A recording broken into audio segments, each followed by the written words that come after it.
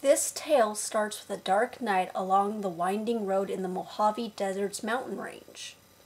Not high enough to hit snow, but high enough to see miles upon miles. Well, in the daylight anyway. The people in the car were all weary from days of long driving. Today's driver? Hannah. She was a young woman, long, beautiful hair, and with a gorgeous sense of fashion. On the radio, a song from the 50s played. Every once in a while, she'd sip her tea from a paper cup she had taken from the most recent motel they had slept at. Saga, Sands, Snickerdoodle? It started with an S. Sitting next to her was her friend Ava, who ate jammy Dodgers from their cellophane package. She also sipped tea, but from a thermos that proclaimed her love for a homosexual British television show. She was busy zipping through her photos of abandoned buildings on her camera.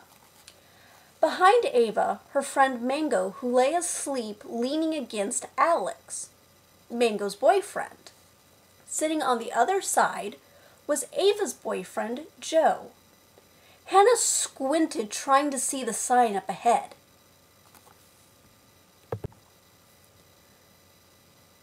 Y'all are now entering the Twilight Zone. With any luck, Steven will be there, and I call first dibs, joked Ava. Joe playfully punched her arm. No, we're almost out of gas, and I need to see if there is a gas station nearby, said Hannah. The road dwindled down to 2 lanes and no shoulders. Hannah gripped the steering wheel, as always the part in the horror movies when shit got real. Ava pointed out something in the distance. They passed a parked minivan nestled in the bushes. They watched it as it got onto the road and followed them. Alex turned to watch the minivan. There must be a house or something nearby, smiled Joe. Alex kept watching the van, his eyes never leaving the 2 tunnels of light created by the headlights. The pale yellow lights really popped against the black night. The night air suffocated everyone in the car. It seemed so black and dark in the desert.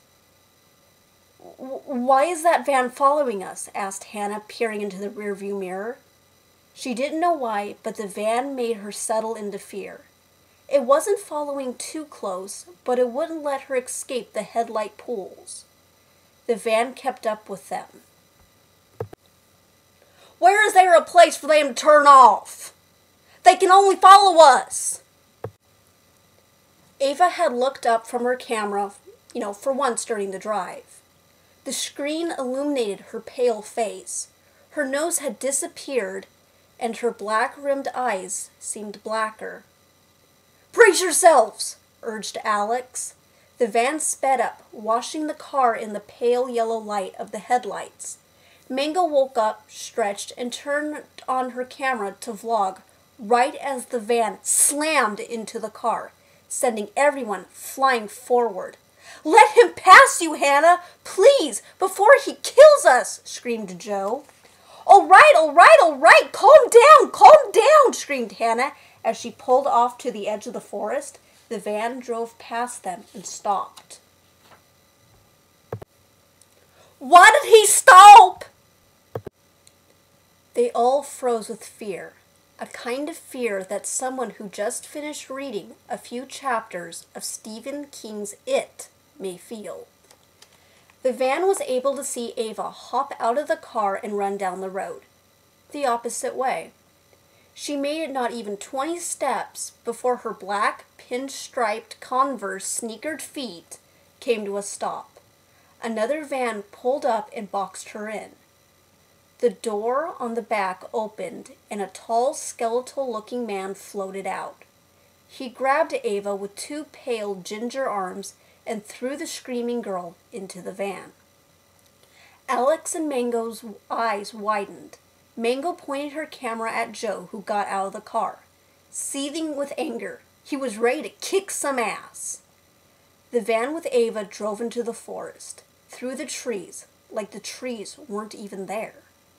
Hannah too got out of the car and placed a foot on the lonely stretch of the road.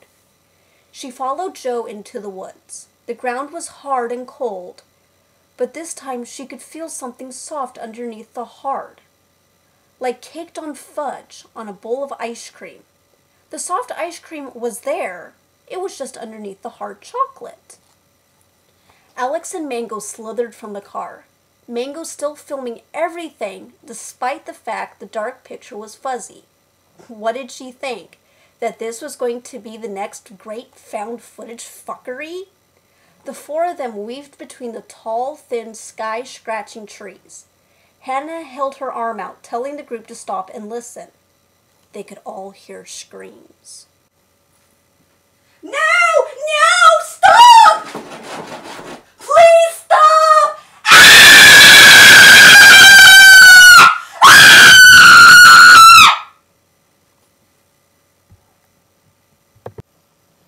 Not the good-natured watching a scary movie kind of screams. No, the terrified, I'm being raped with a chainsaw kind. The group loved all things scary, but hearing the bodiless screams ring out in the middle of the night of the woods high up in the unforgiving desert chilled them all to the bone.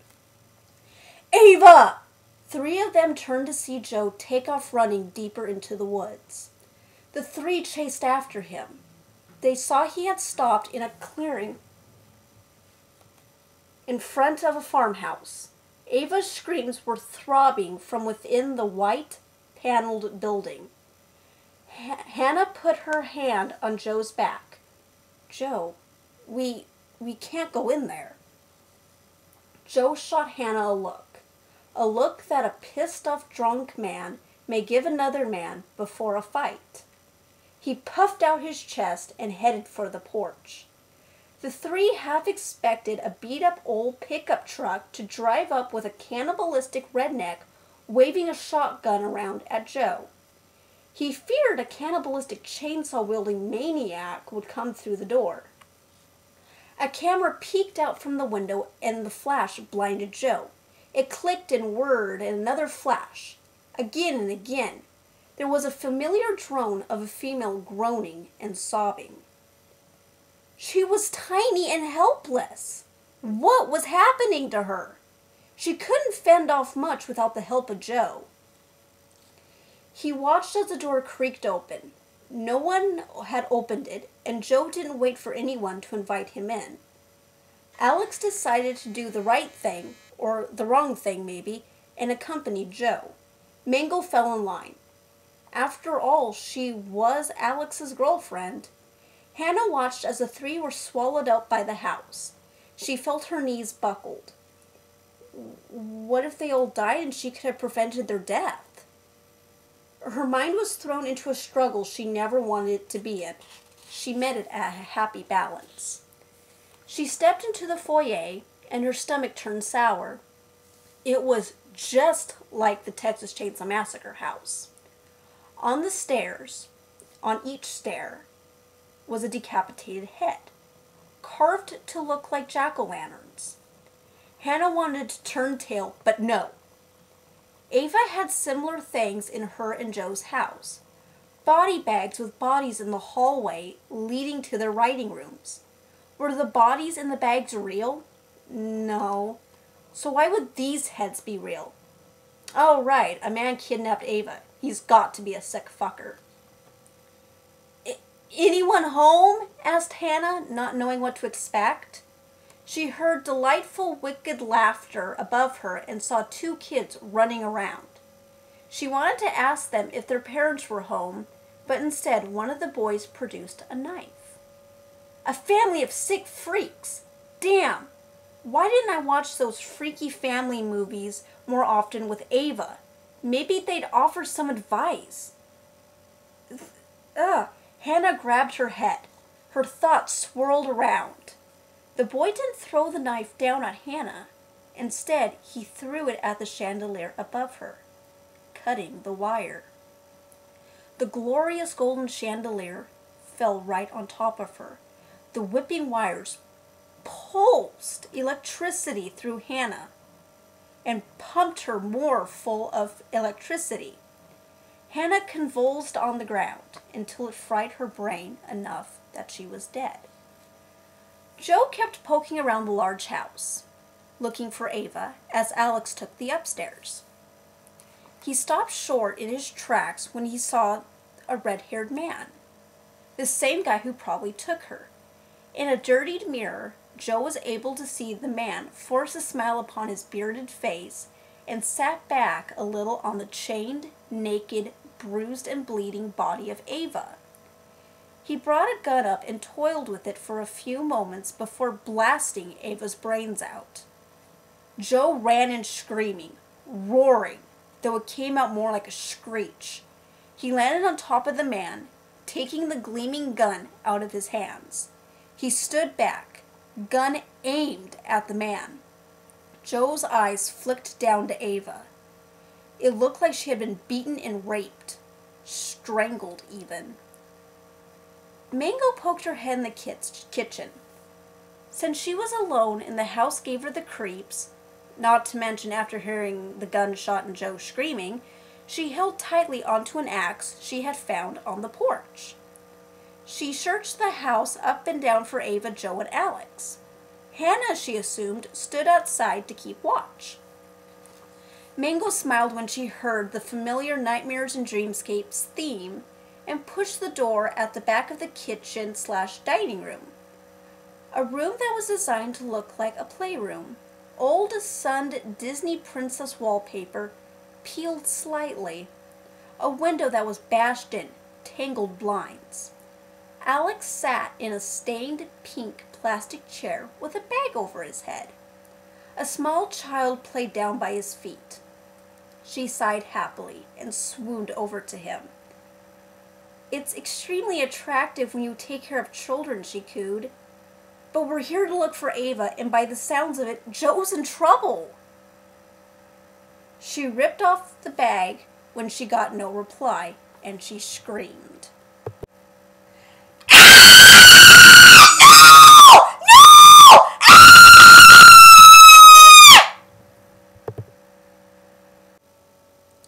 Alex's head was bashed in and was left with the thickness of a pancake.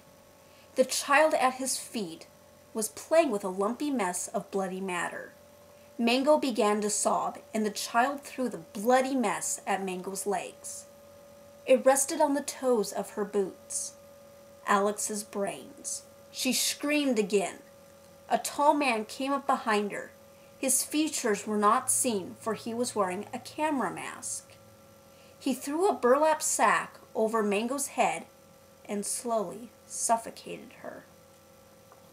Joe backed out of the room. The man lay there bleeding as Ava's colors drained from her body. He backed into the body of Hannah and gasped.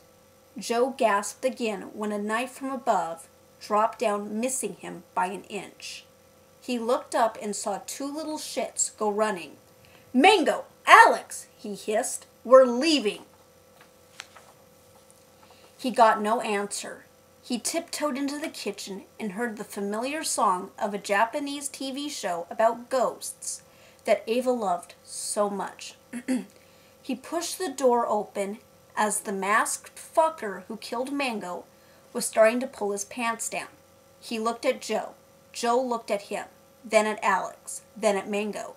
Before Joe could shoot, the masked man sliced off Joe's head with Mango's axe. "Oh, please," laughed Aaron. "Like that really happened, Owen." On nights like these, it's said you can see the ghost of Joe walking up and down the road, weeping, wishing he had saved Ava. "Owen, there are no such things as ghosts," hissed Thomas. Aaron let out a scream as Owen and Thomas watched from the back windows of Aaron's van. A man with glasses and a thick beard. Joe, Ava's boyfriend. They zoomed past the ghostly figure. The two guys in the back looked out the back door windows and saw Joe rip his head off and smiled at them. "He's smiling at us!" screamed Owen before they had a head-on collision with one of the vans.